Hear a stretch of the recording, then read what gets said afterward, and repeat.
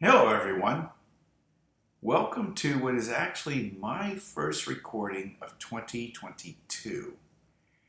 I have you watch other videos that I've taped over the last, nearly a decade now. But I felt it was important to make a new one here for the Washington's administration to XYZ affair. Now for those of you in my class, normally I have you print out a video log to take notes that I've already asked the questions to. Well, I still want you to take notes, but I want you to pay attention to what I'm about to say. I am going to ask you 5 questions in this video. I'll ask them slowly and let you write them down. You always pause it and rewind. And then I want you to answer it on your own sheet of paper. You're going to bring that into class on the day that I designate to bring it in, because again, we might be watching this in the future at some point, and so I'll have to pick a different day each time. So you ready for that? So again, I'm going to ask, there's 5 slides.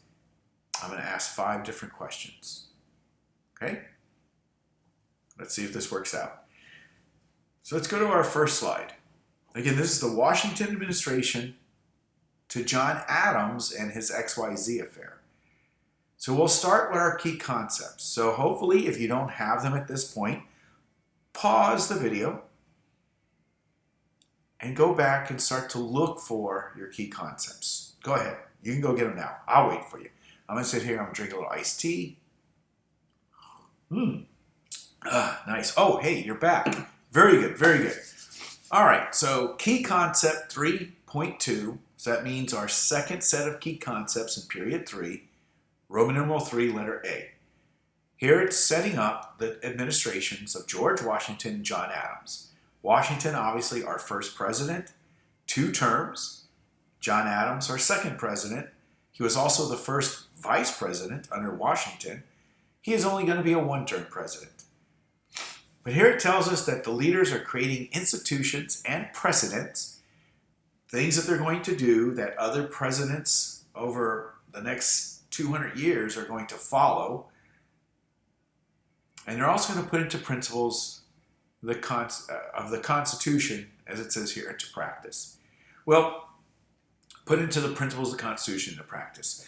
One such way is the Judiciary Act of 1789. Here's what George Washington is able to do. One of his first things as president, he does notice that there's something wrong here. The Constitution says there's to be 3 branches of government. Legislative, Congress, check. Hey, that went well. They had a Congress during the Articles. They understood that, but now it's 2 houses, right? There is a Senate with 2 members from each state, and then a House of Representatives based on population. So they've got that. There's an executive branch. Well, there's George Washington. John Adams is his vice president. Got that going. But this judicial branch, the 3rd branch, it's really kind of vague at the time. So he goes before Congress and he asks Congress to create a law to actually establish what is the tier system. What is our judiciary system to look like? From having courts, federal courts in various states, to go up to what's known as the appeal system. There are courts that once you lose in a state, you can go to an appeals court. And then from that court, you go to the Supreme Court, the highest court of the land. But that hadn't been established. No one knew this yet. That's why they get the Judiciary Act of 1789. And this interesting guy here in this engraving right here, that's John Jay. One of our most forgettable founding fathers ever. Poor John Jay. He signed the peace treaty that ended the American Revolution. And he was one of the writers of the Federalist Papers. Anyways, what was I talking about? I don't know. Anyways, we'll move on now. So again, and precedents. Again, think of precedents that George Washington will set. Right? Everything he does becomes a precedent for the presidents come after him. For instance, he establishes a cabinet, right? Men who will be advisors to George Washington. His first cabinet, Secretary of the Treasury, Alexander Hamilton. Secretary of State, Thomas Jefferson. Secretary of War, Henry Knox. That's a pretty good team of advisors he's got. He will eventually add a few more. George Washington understood having people who were actually smarter than him come into a room and debate issues, and as a general, he would listen to them and decide which one made more sense. But now I'm going to ask you a question. And this is going to require you to kind of do a little digging. That's why you're going to have a few days to do this one. Aside the precedents I just mentioned, can you find at least one other precedent that George Washington is famous for? I'll say that again. Find one other precedent that George Washington is very well known for. All right, let's move on to the next slide. So here we're staying in our second set of key concepts in period 3. We're still in Roman numeral 3, but now we're in letter B. And here it's talking about now political leaders are rising in the 1790s. But they take sides on issues. They don't agree on things. Well, what are they not agreeing on? Well, there's 4 things here. The relationship between this new federal government that eventually, in the beginning it's in New York City, eventually they're going to create something called Washington, D.C., where the federal government will reside, and that of the states. Remember, under the Articles of Confederation, states had all the power. Well, do we really want to give all the power to a federal government? Or should the states hold on to as much power as they can? What about matters of the economy? This is where these 2 men here you see pictured, Jefferson on, as I look at this, the left, and Hamilton is on the right. They differ greatly on how the economy should be run. Foreign policy. How do we deal with Europe? They don't agree on this. And the balance between what is liberty and order. This is what eventually created these political parties. Now I should note that even though the concepts tell you the Federalists led by Alexander Hamilton, it makes it seem like he formed the first party. Actually, Jefferson and his friend there, James Madison, they created the Democratic Republican Party first in opposition to what Hamilton was doing with his economic policies. I say it again. Jefferson and Madison did not like the economic policies of Hamilton. He's an unelected official who had too much power. And Democratic Republican. The concepts and a lot of books will say that, but in all honesty, at the time of Jefferson, it was just the Republican Party. But it's not the Republican Party that you know today. They're 2 different parties because Jefferson's party eventually changes its name to Democrat. So the modern Democratic Party today goes back to Jefferson. So to keep that in someone's mind, to understand that, that's why oftentimes you'll see the expression Democratic Republican. Right? So now here's my next question to you. In fact, it's not actually a question. But no, I've told you in the past, when you see the 1, 2, 3, 4, that's a potential multiple choice question. So what I want you to do, and remember you're allowed to work with a partner if you wish, to turn this key concept into a multiple choice question yourself. Bring in a multiple choice question on the day this is due and let me see it. So that's your second thing to do. All right, let's go to our next panel. So we're going to stick here with Jefferson and Hamilton. And so you've got, here's how you differentiate them on their foreign policy, how they think of government states' rights, how they think of the economy. Jefferson and Hamilton. How do you interpret the Constitution? There's only 2 ways to do it. For Jefferson, it's strict. Strict construction. That means how do you interpret the Constitution? Strictly. If it's not in the Constitution, you cannot do it. You can only do what is actually written in the Constitution. That's how Jefferson is. Hamilton's all like, well, that don't make any sense. you got to look at the Constitution and realize it's probably implying things or loosely interpreting it. For instance, the Constitution says that only Congress can collect taxes. Well, how do they do that? They don't go to your doors, knocking at your door saying, hey, I want my taxes. They're not standing on a street corner with a sign, hey, I will serve for your taxes. You're not doing any of that stuff.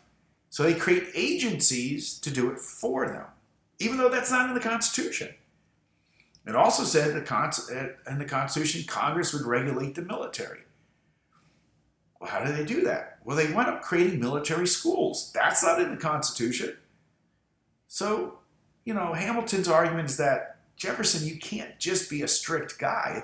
It won't work that way. And when we get to Jefferson, you're going to see at times, I'm going to say this softly here. Is anyone listening to me? Jefferson sometimes is a little loosey-goosey with the Constitution. Oh, I do declare.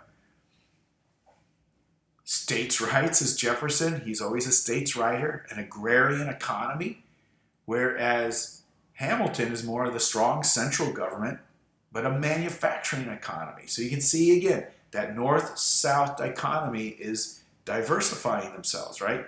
Even their economy, their culture is becoming very different. Jefferson's always going to be pro-French, and his party will be very pro-French, where the Federalists in Hamilton will be more pro-British. Tariffs is something we're going to talk a lot about. Tax on trade. Jefferson, and there's going to be reasons for this. I'm not going to go in it here. I'll do it throughout the course. Jefferson and the Democrats will always want to keep tariffs, taxes on trade low. Because of a manufacturing economy, you want to protect your goods that you're making in America. These Federalists and later on a Whig party and later on the modern Republican Party will want to have what's called protective or high tariffs to protect American industry. But it's the bank that really gets them. Jefferson believes there's already state banks. We don't need a federal bank. But Hamilton will fight to get a Bank of the United States established. You need to extend credit. You need an entity that absolutely can extend credit to other nations, or finance a war, or finance building projects. You cannot rely on just a state bank. You need a sound federal banking system to do that. This is what's really going to pull these men apart, and that's the issue that got the political party started. Now notice, that first bank only lasted for 20 years, because legally they had to get a charter or a document from the federal government to exist. If they're going to work in relationship with the federal government, they needed a permission slip, as it were. So they got a 20-year charter, with the thought being that it would work so well in 20 years' time, we would just be able to renew that charter every 20 years. Oh boy, Hamilton, you really missed the boat on that one. Yeah, they're going to get rid of it in 1811. And that's going to be a problem, people.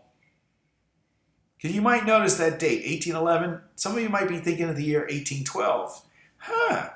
I think I remember something about that year. Oh, there's a war of 1812. And there ain't no banks. All right, your third question for you now. Here is your third question. Explain the difference between loose and strict construction. Explain the difference between loose, how do you loosely interpret the Constitution, as opposed to strictly interpreting the Constitution. That's your next question. Not that hard. Not that hard. But we're going to talk about it and see if we can make some connections. All right, now we get to 3.3. So we're in our third set, or the final set of key concepts for period 3. Roman numeral 2, letter B. So I'll give you a second or so. You're probably flipping through your papers. I'm going to sip some more iced tea here. I've always liked iced tea. It's very refreshing. You should get yourself a nice cool beverage at this time too. I'll wait a few seconds here. I see a lot of you are back on track now and you're looking at me like, what are you doing? Okay, so here we go. So 3.3, Roman numeral 2, letter B. there's this war between France and Britain, and that's going to be a problem. It is going to be a problem for George Washington, John Adams, Thomas Jefferson, all the way to James Madison when he becomes president. This war is always going to be an issue when it comes to our free trade and our foreign policy. It's also going to create a lot of political disagreements in the United States. When the French Revolution begins, Jefferson and his party want to support the revolutionaries, right? Because we were revolutionary, they supported us. Washington's like, yeah, but the king supported us, not a bunch of revolutionaries. And those revolutionaries are becoming a mob, and they've used a guillotine, and they've cut off the head of the king. I don't think I want to do that at all. Plus, we have no army, no navy, no money, no nothing, no nothing, no nothing. We ain't getting involved.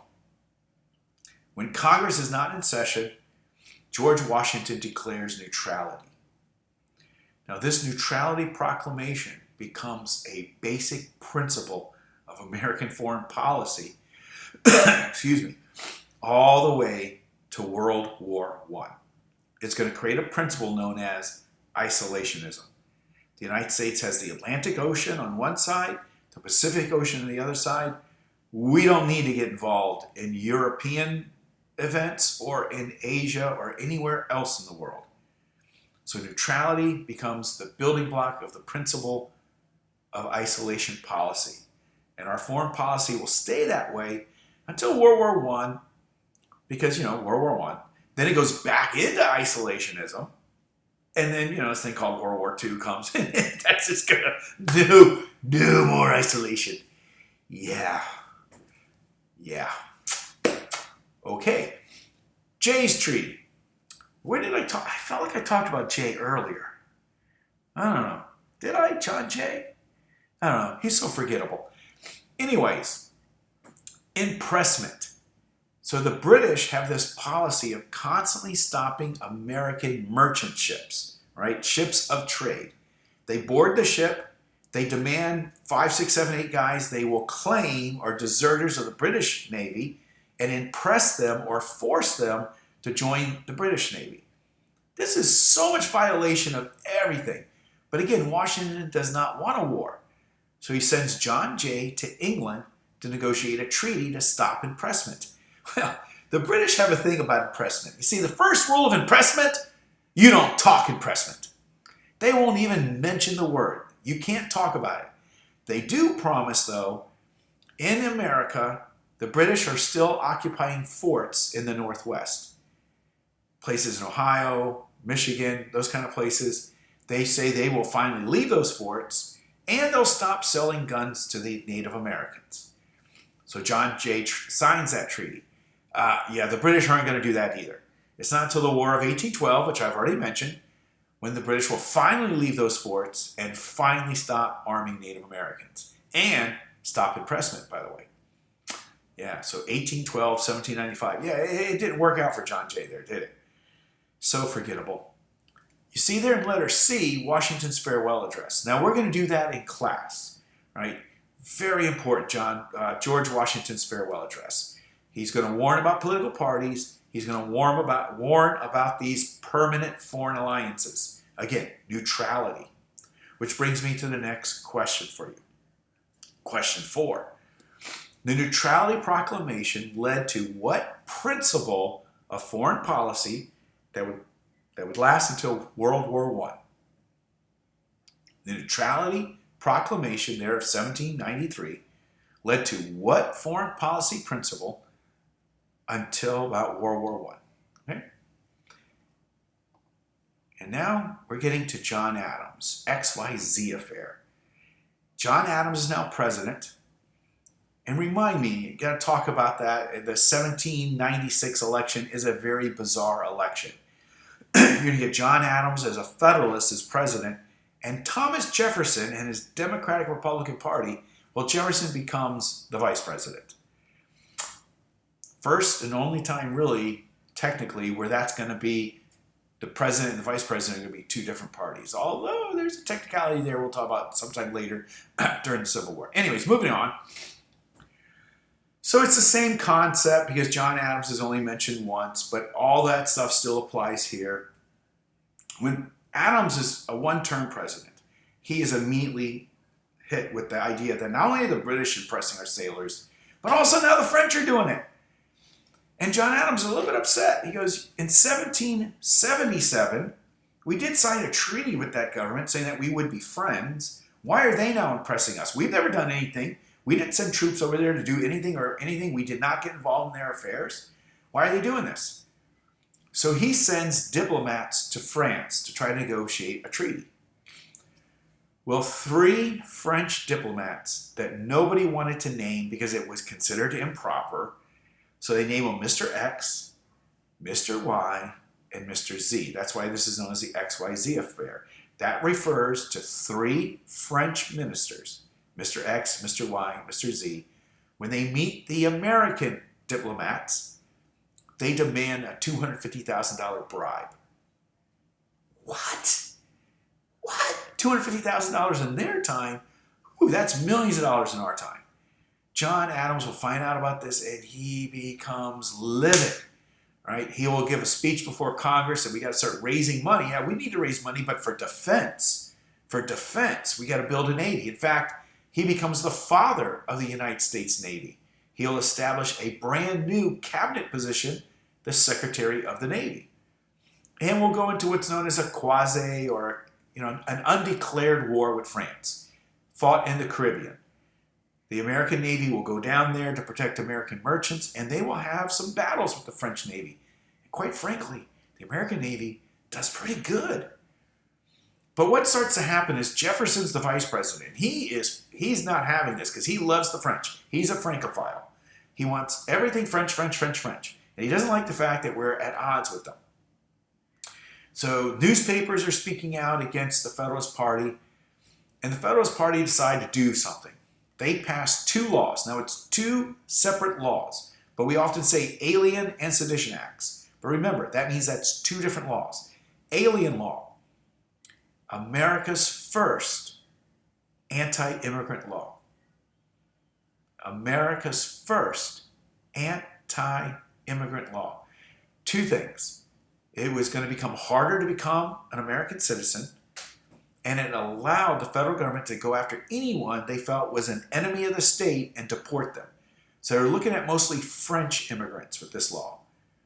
This law, by the way, was never ever enforced, and it goes away fairly quickly, as we'll talk about later in class. The Sedition Act. This is the one that goes against your freedom of speech. Sedition is when you talk negatively about the government and you're trying to overthrow it. So they pass a very strict Sedition Act. If you speak against the President of the United States, members of Congress, ironically, he didn't say anything about the Vice President, you're going to go to jail. This one did get enforced. There were several newspaper men who will be arrested for speaking out against John Adams and the Federalists for fighting the French, and they will go to jail. This is something that John Adams truthfully will regret for the rest of his life. He signed these laws in anger, and then when he thought about it afterwards, he realized this was so not American. This is not what we're based upon. But it was too late. He signed the laws. All right. He will secretively negotiate a peace resolution with the French without anyone knowing it. But Jefferson now is mad. Jefferson, remember, he's a states' writer. He's a strict constructionist. He and his friend Madison will write 2 resolutions. A resolution is when you go before Congress and you ask to create a law. Now, it will never happen. They will never create a law out of this, but they want it to. Kentucky, Virginia resolutions. Here, Jefferson argues that the states existed before the Constitution. Thereby, the states created the federal government as it now is. All right? The 3 branches of government, all that had to be agreed upon by the states. They went into a compact theory. You might remember Mayflower Compact. Compact means agreement. An agreement theory that we will agree to allow the federal government to exist so long as it doesn't upset states' rights. When you're passing Alien Acts and Sedition Acts, our states, we think this is un-American. We will nullify nullify, will refuse to allow those laws to exist in our states. Now, they never pass. But here's the thing. What Jefferson does not realize is he has now planted the seed that will grow to the mighty oak tree of the Civil War. Southern theorists, Southern politicians will hold on to this compact theory, the Kentucky-Virginia resolutions.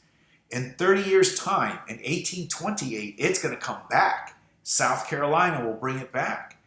And this time they'll add, not only can we nullify a law, but we could secede from the Union if we don't get what we want. And just 30 years after that, now we're in a civil war. Now we are seceding, and it all springs from this compact theory. So, your final question. Compact theory. What is it? Who came up with it? And why did this person come up with compact theory? So compact theory, what is it? Who came up with it?